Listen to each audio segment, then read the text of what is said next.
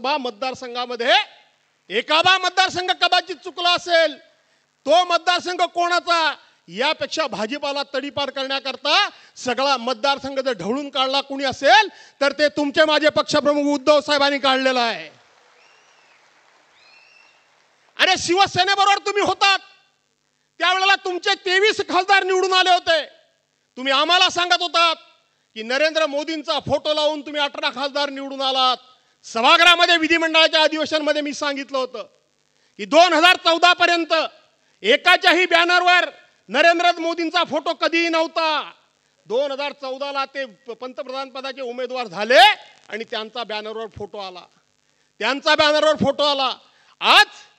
आज आपण कालची निवडणूक जर बघितलीत तर कालच्या निवडणुकीमध्ये मी त्यांना सांगितलं होतं की भविष्यामध्ये आम्ही तुमच्या नरेंद्र मोदींचा कधी फोटो लावणार नाही, तुम्ही आमच्या शिवसेना प्रमुखांचा फोटो लावू नका. पण आज आपण जर बघितलं असेल तर शिवसेना प्रमुख ही एक अभूत अशा प्रकारची शक्ती होती. ज्या वेळेला कधी परकीय आक्रमण झालं असेल, कधी धार्मिक आक्रमण झालं असेल, कधी आर्थिक आक्रमण झालं असेल, कधी देशातली आर्थिक कधी उलटापालट काय घडली असेल, त्यावेळेला फक्त एकच बोट उठलं, ते म्हणजे शिवसेना प्रमुख मान्य बाळासाहेब ठाकरे यांचं. आणि त्यांनी सांगितलं खबरदार जर माझ्या देशाकडे वाकड्या नजरेनं पाहाल तर, खबरदार जर माझ्या देशातल्या देशबांधवांच्याकडे वाकड्या नजरेनं पाहाल तर. आणि त्याची दखल अख्ख्या जगाला घ्यावी लागली होती. त्याच पद्धतीनं आजकाल जर आपण बघितलं तर 48च्या 48 उमेदवारांच्या बॅनरवर 48च्या 48 भाजपा असेल, शिवसेना असेल, अजित पवार गट असेल, काँग्रेस, राष्ट्रवादी काँग्रेसने आम्ही सुद्धा असू, त्या 48च्या 48 बॅनरवर जर फोटो कोणाचा होता तर तो माझ्या हिंदू हृदय सम्राट शिवसेना प्रमुख मान्य बाळासाहेब ठाकरेंचा होता.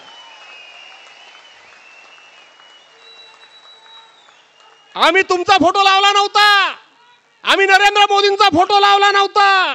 अरे स्ट्राईक रेटच्या गोष्टी कोणाला शिकवताय तुम्ही? तुमचे 23 होते, तुमचे तिघांचे मिळून त्या ठिकाणी फक्त 17 निवडून आले. आमचे इंडिया आघाडीचे मिळून 30 निवडून आले. उद्धव बाळासाहेब ठाकरेंचा स्ट्राईक रेट आहे.